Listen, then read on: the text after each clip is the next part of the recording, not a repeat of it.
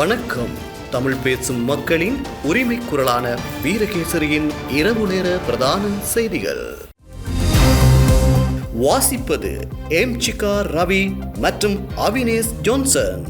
செய்தியாசிரியர் S. Logeswaran. முதலில் தலைப்புச் செய்திகள். அனுராதபுரம் வைத்தியர் விவகாரம் பிரதான சந்தேக நபருக்கு நீதிமன்றம் பிறப்பித்துள்ள உத்தரவு. திட்டமிட்டபடி நாளை வேலை நிறுத்த போராட்டம், சுகாதார நிபுணர்கள் சங்கம் அறிவிப்பு. கொழும்பு நோக்கி பயணித்த பேருந்து விபத்து, 21 பேர் காயம். கனேமுல்ல சஞ்சீவ படுகொலையுடன் தொடர்புடைய கெஹல் பத்தர பத்மே தலைமையில் இயங்கும் ரகசிய குழு தொடர்பில் தகவல். 1000 கிலோமீட்டர் இலக்குகளை தாக்கும் லாங் நெப்டியூன், மிரட்டும் உக்ரைனின் புதிய ஏவுகணை. உள்நாட்டு செய்திகள். சுகாதார நிபுணர்களின் கூட்டமைப்பு முன்னதாக திட்டமிட்டவாறு நாளை காலை 7 மணிக்கு ஆரம்பமாகி 24 மணி நேர வேலை நிறுத்தத்தை நடத்த முடிவு செய்துள்ளது. அதன்படி சம்பள முரண்பாடுகளுக்கு தீர்வு காண கோரி 18 சுகாதார தொழிற்சங்கங்கள் நாளை நாடளாவிய அடையாள பணி புறக்கணிப்பில் ஈடுபட தீர்மானித்துள்ளன. சுகாதார நிபுணர்கள் கூட்டமைப்பின் பிரதிநிதிகளுக்கும் நிதி அமைச்சின் அதிகாரிகளுக்கும் இடையிலான கலந்துரையாடல் தோல்வியடைந்ததே இதற்கு காரணம் என தெரிவிக்கப்படுகிறது. நிதி அமைச்சுடன் நடைபெற்ற கலந்துரையாடலுக்கு பிறகு ஊடகங்களுக்கு பேசிய அதன் தலைவர் ரவி குமுதேஷ் இதனை தெரிவித்தார். සාකච්ඡාව අසාර්ථකයි. තීරණය කරගත්ත විදිහටම හෙට උදෑසන 7ට වර්ජන ක්‍රියාමාර්ගය ආරම්භ කරනවා සෞඛ්‍ය වෘත්තීයවේදීන්ගේ සම්මේලනයේ විදිහට. අපි උපරිම උත්සාහ කරා මුදල් අමාත්‍යාංශයත් එක්ක තාක්ෂණිකව මේ ප්‍රශ්නේ විසඳ ගන්න. නමුත් අපි දැක්කේ මුදල් අමාත්‍යාංශය මහපු ඇඳුමක් අමාරුවෙන් අපිට අන්දන්න යනවා. ඒ ක්‍රියාමාර්ගය අපි පැය 24ක් ඇතුළත අවසන් කරනවා. ඒ වගේම අපි මේ කාලය ඇතුළත සියලු හදිසි සහ අත්‍යවශ්‍ය සේවාවන් සපයනවා. ඒ වගේම ළමා රෝහල්, මාතෘ රෝහල්, පිළිකා රෝහල්, වකුගඩු රෝහල් වල වර්ජනය ක්‍රියාත්මක වෙන්නේ නැහැ. මානසික සෞඛ්‍ය විද්‍යායතනයේ වර්ජනය ක්‍රියාත්මක වෙන්නේත් නැහැ. අපි රජයට කියනවා මේ වෙලාවේ මුදල් අමාත්‍යාංශයට දේශපාලනික උපදේශයක් අවශ්‍යයි. සෞඛ්‍ය අමාත්‍යාංශයට දේශපාලනික උපදේශයක් අවශ්‍යයි. මේ ෆෝමැට් එක ඇතුලේ මේ ප්‍රශ්නේ විසඳන්න බෑ.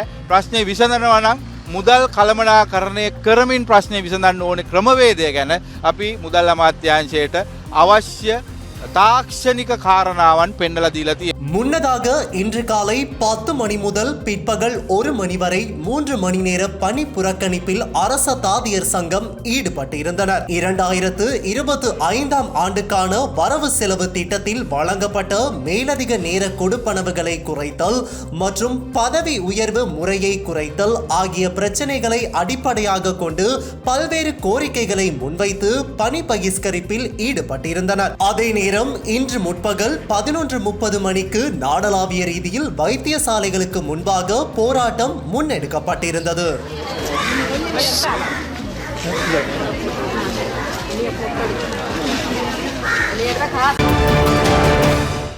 அனுராதபுர போதனா வைத்தியசாலையின் பெண் வைத்தியர் ஒருவரை பாலியல் துஷ்பிரயோகம் செய்த குற்றச்சாட்டில் கைதான சந்தேக நபரை எதிர்வரும் 24ஆம் திகதி வரை விளக்கமறியலில் வைக்குமாறு நீதிமன்றம் உத்தரவிட்டுள்ளது. சந்தேக நபரை இன்று அனுராதபுரம் நீதவான் முன்னிலையில் ஆஜர்படுத்திய போது நீதவான் இந்த உத்தரவை பிறப்பித்துள்ளார். அனுராதபுரம் வைத்தியர் விவகாரம் தொடர்பில் கைது செய்யப்பட்ட பிரதான சந்தேக நபர் இன்றைய தினம் அடையாள அணிவகுப்புக்கு உட்படுத்தப்பட உள்ளதாக தெரிவிக்கப்பட்டிருந்த நிலையில் இந்த உத்தரவு பிறப்பிக்கப்பட்டுள்ளது. முன்னதாக குறித்த சந்தேக நபர் அனுராதபுரம் நீதவான் நீதிமன்றத்தின் உத்தரவிற்கு அமைய 48 மணித்தியாலங்கள் தடுத்து வைக்கப்பட்டு விசாரணைக்கு உட்படுத்தப்பட்டதன் பின்னர் இன்று வரையில் அவர் விளக்கமறியலில் வைக்கப்பட்டிருந்தார். முன்னாள் ராணுவ சிப்பாயான குறித்த சந்தேக நபர் கடந்த 12ஆம் திகதி கல்நேவ பகுதியில் வைத்து கைது செய்யப்பட்டார். இந்த சம்பவம் தொடர்பிலான விசாரணை அறிக்கை இன்று அனுராதபுரம் நீதவான் நீதிமன்றத்தில் சமர்ப்பிக்கப்பட்ட நிலையிலேயே அவரை எதிர்வரும் 24ஆம் திகதி வரை விளக்கமறியலில் வைக்குமாறு நீதிமன்றம் உத்தரவிட்டுள்ளமை குறிப்பிடத்தக்கது.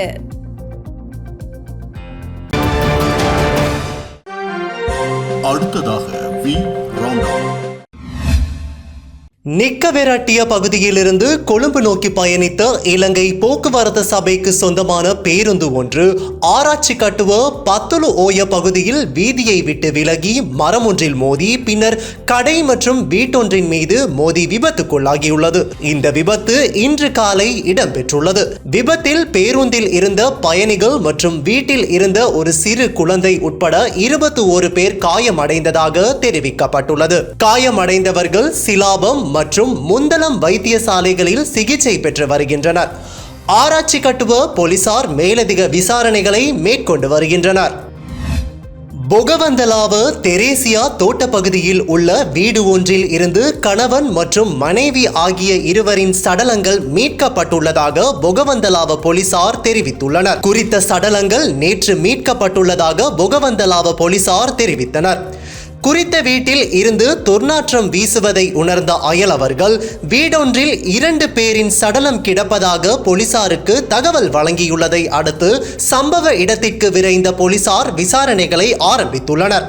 சடலமாக மீட்கப்பட்ட பெண் கொழும்பு பகுதியில் சிறிது காலம் கூலி தொழில் செய்து வந்ததாகவும் கொழும்பில் இருந்து தனது வீட்டுக்கு வருகை தந்து 4 நாட்கள் கடந்துள்ளதாக போலீசார் தெரிவித்ததோடு குறித்த 2 சடலங்கள் தொடர்பாக சந்தேகம் எழுந்துள்ளதாக தெரிவித்துள்ளனர். சடலமாக மீட்கப்பட்ட கணவன் 38 வயதுடையவர் எனவும் மனைவி 37 வயதுடையவர் எனவும் அடையாளம் காணப்பட்டுள்ளதாக போலீசாரின் ஆரம்ப கட்ட விசாரணைகளில் இருந்து தெரிய வந்துள்ளது.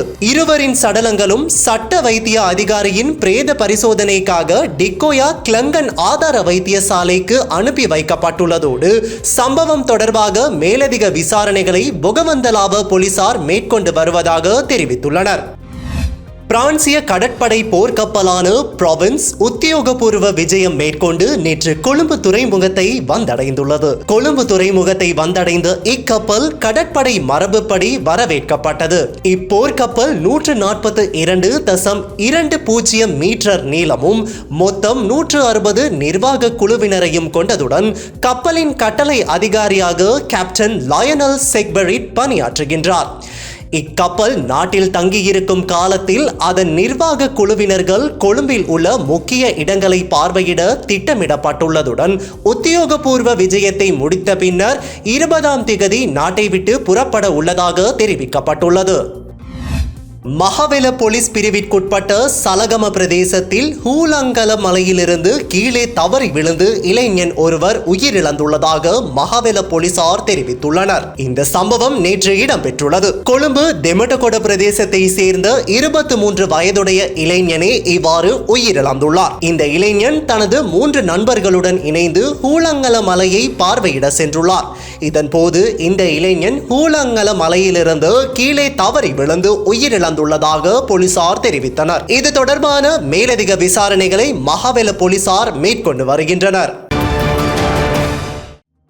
துபாயில் தலைமறைவாகியுள்ள கெஹல் பத்தர பத்மே என்ற திட்டமிடப்பட்ட குற்ற கும்பல் உறுப்பினர் தலைமையில் முன்னாள் கமாண்டோ உறுப்பினர்களை கொண்டு குழு ஒன்று இயங்கி வருவதாக போலீசாருக்கு தகவல் கிடைத்துள்ளது. திட்டமிட்டு கொலை செய்யப்பட்ட கனிமுள்ள சஞ்சீவவின் கொலை சம்பவம் தொடர்பில் கைது செய்யப்பட்ட முன்னாள் கமாண்டோ உறுப்பினர்களிடம் முன்னெடுக்கப்பட்ட விசாரணையின் போது இந்த தகவல்கள் தெரிய வந்துள்ளது. கனிமுள்ள சஞ்சீவவின் கொலைக்கு பின்னர் வெளியாகிய தகவல்களை அடுத்து ராணுவத்தில் இருந்து விலகி குற்றக்குழுக்களுடன் இணைந்த சில கமாண்டோ உறுப்பினர்கள் செய்த கொலைகள் தொடர்பில் விசாரணைகள் முன்னெடுக்கப்பட்டு வருவதாக விசாரணை அதிகாரிகள் தெரிவித்துள்ளனர். இந்த சம்பவத்தில் துப்பாக்கிச் சூட்டை நடத்தியமை தொடர்பில் கமாண்டோ சமிந்து என்பவர் கைது செய்யப்பட்டுள்ளார். குறித்த கொலை சம்பவம் துபாயில் தலைமறைவாகியுள்ள கெஹல் பத்தர பத்மேவின் குற்றக்குழுவுடன் தொடர்புடைய கமாண்டோ சலிந்து என்பவரால் திட்டமிடப்பட்டுள்ளதாகவும் தெரிய வந்துள்ளது. கமாண்டோ சலிந்து துப்பாக்கிச் சூட்டை மேற்கொள்ளும் நபரை தேர்ந்தெடுக்கும் பணியை யோயோ எனப்படும் கமாண்டோ யோஹானிடம் ஒப்படைத்துள்ளார். கொலை சம்பவத்தின் பின்னணியில் இருந்த சூத்திரதாரியான இஷாரா செவ்வந்தியின் தொலைபேசி தரவுகளை கொண்டு நடத்தப்பட்ட விசாரணையில் யோயோ என்ற நபர் கமாண்டோ சமிந்துவை தொடர்பு கொண்டதாக தெரிய வந்துள்ளது. இந்த நிலையில் தற்போது பணியாற்றி வரும் பல கமாண்டோ உறுப்பினர்கள் மற்றும் சேவையிலிருந்து தப்பியோடிய படையினரிடமிருந்து வாக்குமூலங்களை பதிவு செய்துள்ளதாகவும் விசாரணை அதிகாரிகள் தெரிவித்துள்ளனர். உள்ளூராட்சி மன்ற தேர்தலுக்கான வேட்புமனுக்களை ஏற்றுக்கொள்ளும் நடவடிக்கை இன்று முதல் ஆரம்பமாகியுள்ளது. இன்று முதல் 20ஆம் திகதி நண்பகல் 12 மணி வரை வேட்புமனுக்கள் ஏற்றுக்கொள்ளப்படும் என்று தேர்தல் ஆணைக்குழு தெரிவித்துள்ளது. அதன்படி 336 உள்ளூராட்சி நிறுவனங்களுக்கான வேட்புமனுக்கள் ஏற்றுக்கொள்ளும் நடவடிக்கை இன்று ஆரம்பமாகியுள்ளதுடன் வேட்புமனுக்கள் ஏற்றுக்கொள்ளப்பட்ட பின்னர் தேர்தல் திகதி அறிவிக்கப்பட உள்ளது. இதேவேளை உள்ளூராட்சி மன்ற தேர்தலுக்கான தபால் மூல வாக்கு விண்ணப்பங்களை ஏற்றுக்கொள்ளல் இன்று நள்ளிரவு 12 மணியுடன் நிறைவடைய உள்ளது. இதுவரை விண்ணப்பிக்காத தகுதியுள்ள விண்ணப்பதாரர்கள் தபால் மூலம் விண்ணப்பங்களை சமர்ப்பிப்பதற்கு பதிலாக தங்கள் நிறுவனம் அமைந்துள்ள மாவட்டத்தில் உள்ள மாவட்ட தேர்தல் அலுவலகத்திற்கு சமர்ப்பிக்குமாறு தேர்தல் ஆணைக்குழு அறிவித்துள்ளது. இன்று ஆரம்பமாகியுள்ள சாதாரண தர பரீட்சைகளுக்கு இடையூறு ஏற்படாத வகையில் வேட்புமனுக்களை சமர்ப்பிக்குமாறு தேர்தல்கள் ஆணையாளர் நாயகம் வேட்பாளர்களிடம் கோரியுள்ளார். යනුව අද උදෑසන 8:30ට ආරම්භ නාමචනා බාර ගැනීම 20 දින මධ්‍යහන 12ට තමයි අවසන් වෙන්නේ. 17, 18 සහ 19 කියන දෙදින පුරාම කාර්යාල වේලාව තුන දෙක උදෑසන 8:30 සිට 4:00 කාල දක්වා දිස්ත්‍රික් ලේකම් කාර්යාල 25 ඒ දිස්ත්‍රික්කයට අදාළව පළාත් පාලන ආයතනයට අදාළ නාමචනා බාර ගැනීමට සිදු වෙනවා. ඒ වගේම තමයි 20 වෙනිදා නාමචනා බාර ගැනීම අවසන් වෙනවා දහවල් 12ට. வெளிநாட்டு செய்திகள். ரஷ்யாவுக்கு எதிரான போரில் புதிய முன்னேற்றமாக உக்ரைன் நீண்ட தூர நெப்டியூன் ஏவுகணை மேம்படுத்தலை நிறுவியுள்ளதாக சர்வதேச ஊடகங்கள் தகவல் பகிர்ந்துள்ளன. நெப்டியூன் MT என்று அழைக்கப்படும் இந்த நீண்ட தூர ஏவுகணை உக்ரைனின் உள்நாட்டு ஏவுகணை தொழில்நுட்பத்தில் ஒரு முக்கிய மைல்கல்லாக கருதப்படுகிறது. ரஷ்யாவின் KH-101 கலிபர் மற்றும் இஸ்காண்டர் K ஏவுகணைகளுக்கு இணையான திறன்களை கொண்டுள்ள இந்த அதிநவீன ஏவுகணைகள் உக்ரைனிலிருந்து 1000 கிலோமீட்டர் தொலைவில் உள்ள இலக்குகளை துல்லியமாக தாக்கும் திறன் கொண்டது. இதன் மூலம் உக்ரைன் ராணுவத்தின் மூலோபாய வலிமை வெகுவாக அதிகரித்துள்ளதாக தெரிவிக்கப்படுகின்றது. புதிய திருப்பமாக உக்ரைன் பாதுகாப்பு படைகள் நெப்டியூன் கப்பல் எதிர்ப்பு ஏவுகணை அமைப்பிலிருந்து மேம்படுத்தப்பட்ட லாங் நெப்டியூன் ஏவுகணையை நிறுவி தற்போது நில இலக்குகளை தாக்கும் திறனுடன் மேம்படுத்தியுள்ளது. 2022 ரஷ்யாவின் மாஸ்கோ போர் கப்பலை மூழ்கடித்ததன் மூலம் இந்த ஏவுகணை தனது திறனை நிரூபித்துள்ளது. இந்த மேம்பாடு ரஷ்ய ஆக்கிரமிப்பை திறம்பட எதிர்கொள்வதற்கான உக்ரைனின் பரந்த மூலோபாயத்திற்கு வலு சேர்க்கிறது. லாங் நெப்டியூன் ஏவுகணை உக்ரைனின் லூச் வடிவமைப்பு பணியகத்தால் உள்நாட்டில் வடிவமைக்கப்பட்டு தயாரிக்கப்பட்டுள்ளது.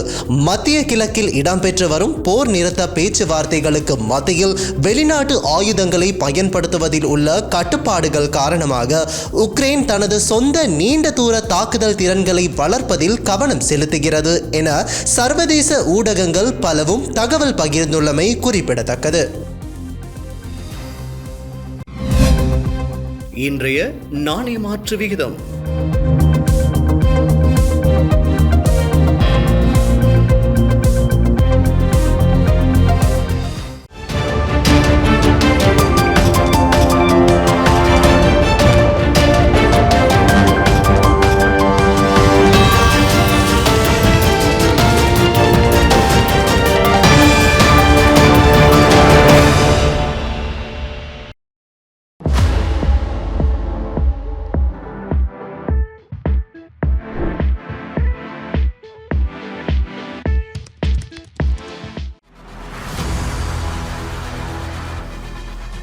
இலங்கையின் முதல் நிலை முதற்கர செய்தி வழங்குனர் வீரகேசரியின் குறும் தகவல் செய்திகளை உடனுக்குடன் தமிழில் பெற்றுக்கொள்ள டயலாக் வலையமைப்பிலிருந்து REG இடைவெளி வீக்கி என்று பதிவிட்டு 87 960 என்ற எண்ணுக்கு குறுஞ்செய்தி ஒன்றை அனுப்புங்கள்.